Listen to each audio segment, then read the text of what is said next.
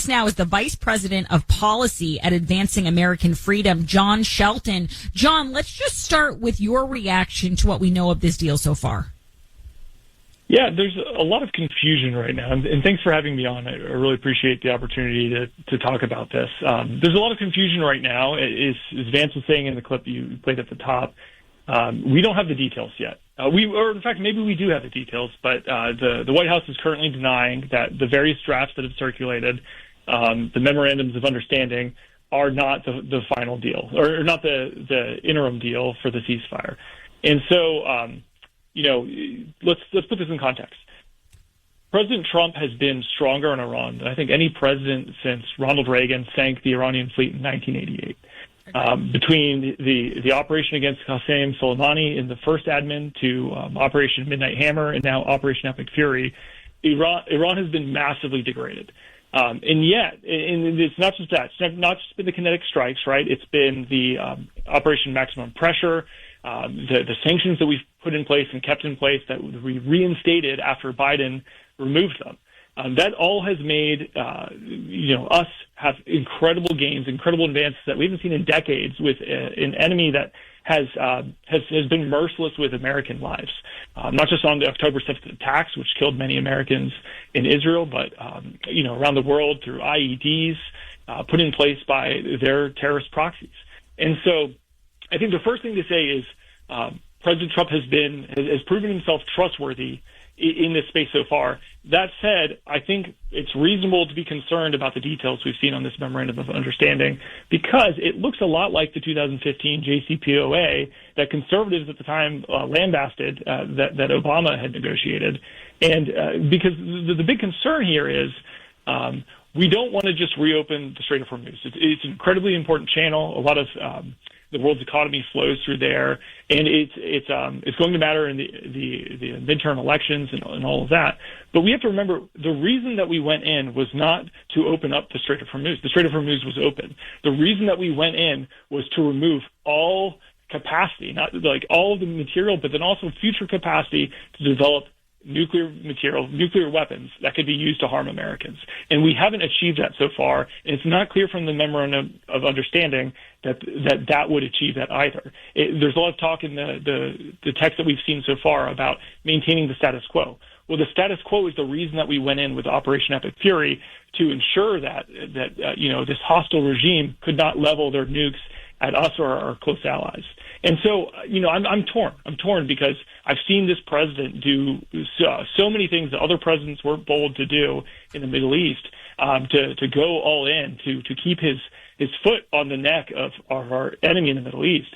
But on the other hand, the details of this MOU so far seem to cut against many of the things that he's accomplished. It seems to be letting up at exactly a point that we ought not to be letting up. And so I'm torn, and I do want to kind of give deference to the president. I think he's earned it, but I'm very concerned about these leaked details, and I hope that what comes out, what's clarified, will be something very, very different.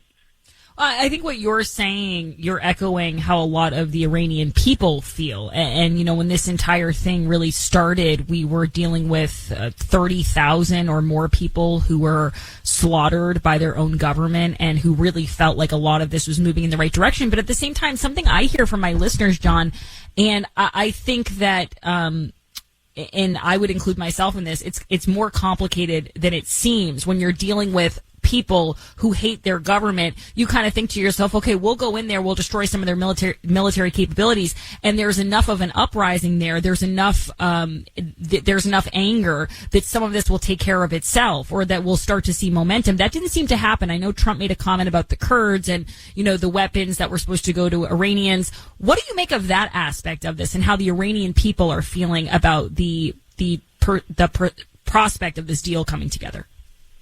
Yeah, there's a couple of things there. One, I think there is, frustration that more hasn't happened, right? This comes right off the back of our operations in Venezuela, where the U.S. stunned the watching world. We flew in over the heads of Chinese diplomats and completely removed and extracted a dangerous leader who violated all kinds of drug trafficking laws and was undermining U.S. interests. And we did it without the loss of any lives. Right. And so to go into this very different situation in the Middle East, and to suffer so many setbacks, the loss of American lives, and to feel entrenched as we are is hard. I think what I would say to this is we went in with a bunch of different murky goals that were not ever fully articulated and consistently articulated. I think you saw on stage Secretary Hegseth, Secretary Rubio do a phenomenal job of describing why we were there and explaining to the American people why this matters for American livelihood, well-being, and safety and security. But it wasn't always matched by the rest of the administration, and they're now kind of panicking. I think that they haven't made headway. But I think the only way around to get through this is to go through it. It's not to kind of back off, to pull off the gas. I think we've got the regime where we've wanted to have them for some time, and we need to push on through. There's a lot of talk about concern about endless wars in the Middle East. Well, let me tell you, the reason that we have those, many of those, is because Iran is funding them. And so if we're going to just let off the gas and lift our sanctions, allow $300 billion of capital to flow into the funder of Hamas, the Houthis, Hezbollah, I don't think that ends well. And so I'm concerned. I'm less concerned because President Trump is the president, and I think if they do anything sideways here, that Trump is going to stick to his guns and bring in firepower. But the details just don't seem to square with what I've seen and appreciated so far from this administration.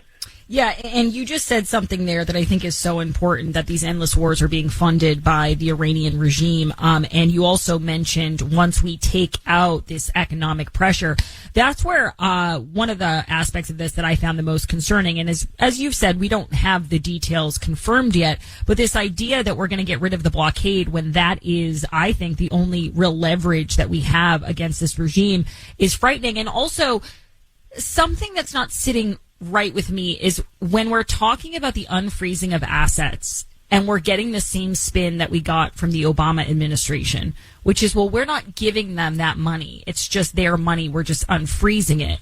But we were all critical of Obama when he did just that. Yeah. And the way we framed it with Obama, and I don't think we were wrong to frame it this way, but we have to frame it this way now, is you're handing them pallets of cash. You're handing over all of this money to this terrorist regime. Now that it's Trump, it's, well, no, it's just unfreezing the assets. Well, we just went through this, and we'd all be hypocrites if we didn't point that out. That's right. Just because the money doesn't say "In God We Trust" on it doesn't mean Iran can't use it to kill Americans. Yeah. Yeah, and the other part that I have a question about, and you said, don't take your foot off the gas now. I think that pun might have been intended there because the gas prices are what's putting a lot of pressure on Trump and this administration here. Do you think there's a possibility, and if I'm totally out of bounds, if this is a stupid idea, I always tell my guests, you tell me when I'm being dumb, is there a possibility that they're trying to get these gas prices down, they're trying to get through the midterms, give themselves the best shot at the midterms, and then they resume things after? Or is that not how these military operations tend to work? Yeah, that could be what's going on here. I hope it's not, because to me that's so short-sighted to think about the midterms when we need to be thinking about long-term stability of U.S. power, of U.S. Safety. One of the kind of amazing things, one of the underappreciated things that's going on here is our ability to push as hard as we've pushed so far is actually because of conservative energy, revolutions and successes like the shale revolution, all the gas and manufacturing capacity we have now. The price levels we've seen, and they're terrible. I drive a minivan, and I will pay if I'm filling up my full tank more than $100. That's crazy. Tough. And that's a political problem. It's a serious political problem. But gas is actually less expensive than it was, when Reagan and others were dealing with this, because of the amazing progress we've made in energy permitting reform and unleashing American energy. And I think that's missed here. And it's easy for the left to critique Trump right now, but they're the same people who are mad for him saying "drill, baby, drill," and they don't see the connection here that our ability to preserve American interests around the world is dependent on our ability to manufacture gas here and to make it cheap and affordable. We're seeing how all these things play out. We're letting Green New Deals interfere with our ability to protect American lives in the homeland and around the world. And so, I think President Trump is, there's a lot of questions right now. There's a lot of things that he's done right, and I hope that he will continue to do to ensure success, with respect to Iran. I have one last question for you, John, and it has to do with J.D. Vance being the guy who's selling this. I mean, he has been floated. Obviously, it seems like if anyone were going to run for president in the conservative world, it was going to be J.D. Vance. He's kind of the heir apparent. I know that there's been a lot of talk about J.D. versus Marco Rubio. It's hard not to notice that Marco Rubio not really out there trying to put a shine on this, unlike J.D. Vance, who's on with Megyn Kelly and he's on The View and he's kind of, going on all these media stops. That's a big risk for him, is it not? Like, depending on how this shakes out, he's making himself, I would say even more than Trump, the face of this MOU. He seems to be the one who thinks it's a good deal. What do you make of that strategy from the White House and from J.D. Vance? Yeah, I think consistently throughout, if you've been following the news, what you've seen is leaks from the current vice president's team that he's not in line with what the president has been doing in the Middle East. He's sending clear signals. He was on Megyn Kelly saying that we need to be pushing back from inside the tent, against decisive action in Iran. And that's a pretty noticeable contrast with what you're hearing from Secretary Hegseth, Secretary Rubio. And I think people want, one of the reasons that President Trump was elected is we don't want to be pushed around by backwater terrorist regimes in the Middle East. We want the U.S. to be able to assert its interests, to do what's best for the American people, and not have to cut deals with terrorists. I think that's offensive to me as an American as we go into our 250th anniversary, that we are, cutting deals with people who kill Americans. That's offensive to me as a conservative, as an American, and I think it's bad policy. I don't know that I'd go as far as Ben Dominic the other day referred to Vance here as hillbilly Obama, referring to the similarities between the JCPOA that Obama negotiated and that Vance seems to be pushing, and at times counter-signaling the president.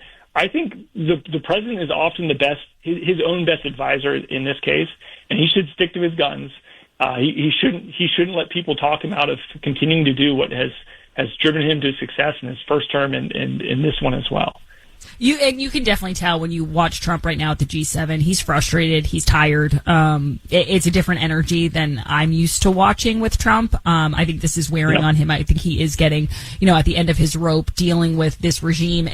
But you're right. There's a lot of good here as far as what we've been able to accomplish so far. I don't think this MOU is headed in the right direction. Thank you so much, John. If people want to read your work and kind of get your take on all these things, where can they find you? Yeah, so we're at advancingamericanfreedom.com, or you can find me on social media at JAY Shelt, SHELT, or our AAF handle is at American Freedom. And John, one last question. If you had to make a prediction right now, does this thing hold? It's an agreement for talks over the next 60 days. How long are you giving it? No, I think this folds before the 60 days is up. The president, I think one of the best things to be said about the president and the most hopeful things in this situation is the president is unwilling for America to look weak on the world stage. And so I can't see this agreement standing for these 60 days. I think it's going to fall through, and I hope that something better will emerge. And one other thing I would add to that, John, because I like your assessment. I think that Trump is unique in the sense that he's not afraid to pivot on these big decisions. Right. Like, there are a lot of presidents, you go back to Bush, you go back to Clinton, where it's like they make a decision, Obama, they make a decision, and it's almost an ego thing where it's like, hey, if I change it now, people are going to think that I'm flip-flop. Trump doesn't care. Trump's like, oh, I got new intel, I changed my mind. And so maybe all this blowback, maybe all this concern, and I think it's justified concern, is going to change the tide here. Thank you, John Shelton. I do appreciate it. We're running long.